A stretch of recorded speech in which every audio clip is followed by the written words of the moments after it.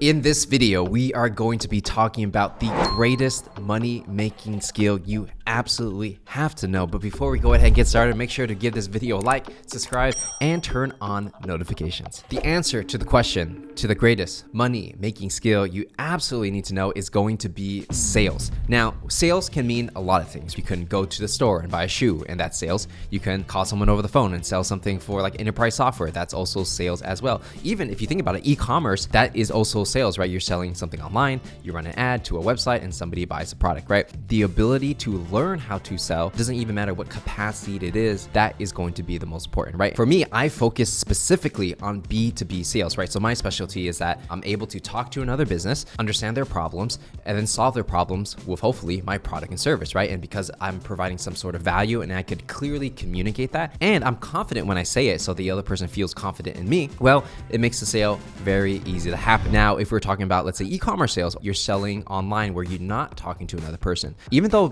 people may think it's very different, the fundamental of why human beings buy is always the same, right? And so if you're selling something online, it's pretty much the same fundamentals, except you're using a website, you're using maybe a video, you're getting them to click around and then ultimately add something to their shopping cart and purchase that product and service, right? And so what is that fundamental skill that everybody needs to know in order to get someone to sell? And just so you know, from my experience, I've done both, right? I've done B2B sales, working at Oracle, selling enterprise software. I've also sold online courses, for example, ranging all the way from $10 to $500 and beyond. And I would have to say that the underlying fundamentals of why people buy is essentially you are solving their problems, right? So it's all about identifying somebody's pain. What problem do they have that hurts so bad that they're willing to pay some kind of money or something in order to make that pain go away? For a lot of you guys, maybe you're watching this video or maybe you've seen some of my content before.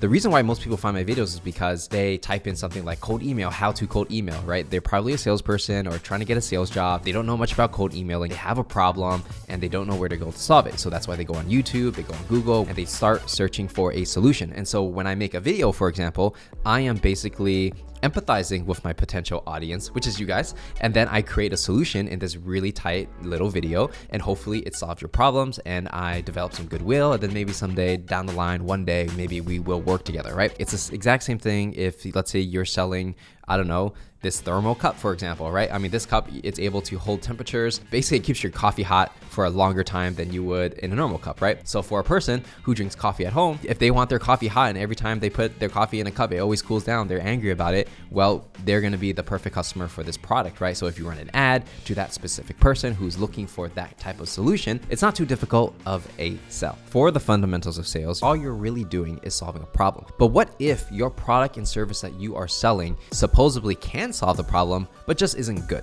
In that situation, it really depends on the market, depends on your competition. So let's say, for example, if you are in a new industry like crypto and NFTs, a lot of people have a ton of problems. There's not that many good solutions. So even the mediocre solutions can't fulfill the needs for the people that have this problem. So even if you're just whatever, you whip something up and it's not even that great, people will buy it because there's nothing else on the market. Now, if you are in a more saturated market, let's say, for example, providing Facebook advertising services, right? Everybody and their grandma can do that nowadays. You have to be actually really good. Otherwise, you're a commodity and there's no reason for why someone would work with you, right? So either you have to make people feel more confident in your offer, whether it's a money back guarantee or something like that, or a promise and result, or you just find another different opportunity if you're an entrepreneur and you're able to afford that luxury, right? And if you are, let's say, a salesperson selling a bad product and service, I would say find a different job, find a different product, because it's like you can be the best salesperson in the world, but if you're selling a bad product, it's like, what's the point, right? And it's kind of funny because the best salespeople end up selling the best products, but because the best products are the easiest to sell, the best salespeople who sell the best products end up making significantly more than everybody else. Let's say you already have sales experience, you think you deserve to sell a better product. The product you're currently selling is not that great. How do you go about finding a new opportunity in order to actually use your skill set, right? So typically what I would do is I would look at the company. Have they sold products before? How many salespeople do they have? Do they actually meet quota? And you can kind of determine that by going on the company's LinkedIn page, seeing how long people work at the company, looking at if they're SDR, sales development rep, are they advancing into the account executive position? And then is that company hiring more sales development reps? If that's the case, then that means their sales sales team is expanding, meaning that they're selling product, meaning that they have a good product that has product market fit. That's essentially what I would look for. If you want to be less risk adverse, look for growing sales teams who are actively hiring. For example, well-funded startups with $20 million in funding and they announce it on TechCrunch. That's a perfect example. The more later down the line you get, the more easier it is to sell the product because it already has product market fit and it has branding. The more earlier you go, let's say a startup with just the co-founders, there's definitely a lot more risk, but then you learn a lot more and there's different advantages to that, right? It depends on your appetite for risk, what skills you want to learn, what environment you want to be around. But if you're just looking to make the maximum amount of money selling the easiest product as possible, I would actually look for a product that already has product market fit and then just scale with the team. In those situations, it doesn't even matter who the salesperson is, as long as they're decent, they'll just ride the wave, right? Whereas if you joined a company, let's say early on, then you have to help that company find product market fit, which is fun in itself. But you can't expect to sell things off the bat because you're still looking for what you need to sell or how you can change your offer to make it more appealing to the market. Let's talk about different skill sets when it comes to sales that will help accelerate your career. In the beginning, if you're a beginner in sales or maybe you're doing something you're trying to get into sales, the number one skill you want to master is prospecting. If there's nothing else you learn in life and that's the only thing you can do, you will have a great career. So prospecting, what is it exactly?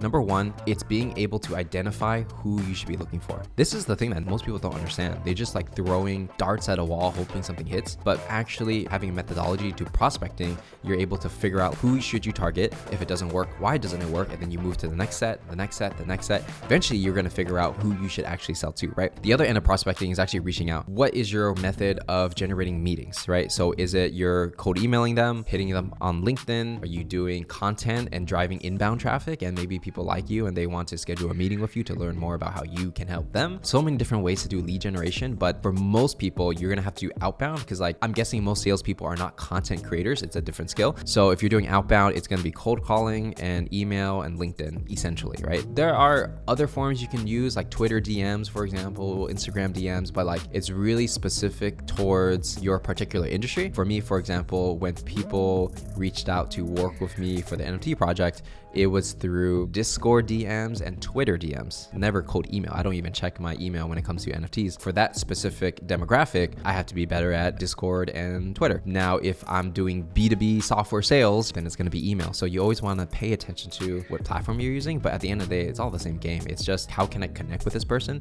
And then when I'm on the phone, can I get this person to like me?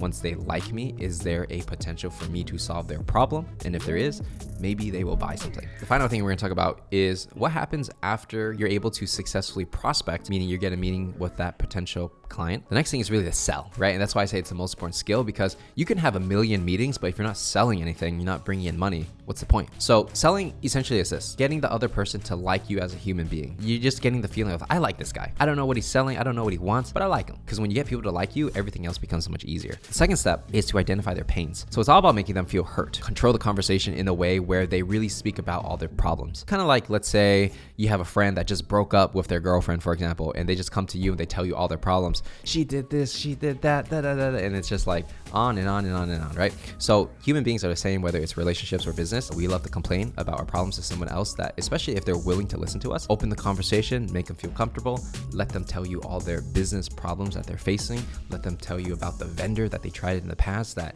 just didn't do nothing, right? And then once you get all that pain out, they're gonna feel like, oh man, like I wish somebody could help me. And then that's when you start actually telling them about your product and service, right? And then you want to pitch it in a way where you don't want to tell them everything you do. You just want to tell them what you can do to help their particular situation based on the pains that they told you. And once you're able to just connect two and two together, now it's not always guaranteed, right? But then if you're just able to be like, yo, I can help you with those things. I help these other guys do it. I think I can help you too. That's pretty much it, right? There's no like need for a hard close or anything like that. It's literally just like, I can help you as a friend. If you know how to identify prospects, you know how to reach out to them, you know how to get a meeting with them, and then you know how to talk to them on the phone or in person or whatever and get them to buy your product, essentially you have a money making skill that you can use for the rest of your life, whether you are a salesperson in your career, solo entrepreneur, coach, consultant, freelancer. If you know how to sell, you can bring money and then offer a product or service. So if you enjoyed this video, make sure to give it a like, subscribe, and turn on notifications. And if you want to learn everything you need to know about sales, whether you're starting your sales career, you're a coach or a consultant needing to sell your own products and services, or maybe you're a sales manager, make sure to check out my masterclass Sales Legacy at saleslegacy.com. Link is also in the description. We have a free training for you to check out to learn some of my most powerful sales techniques. So check it out at saleslegacy.com, and I will see you in the next one.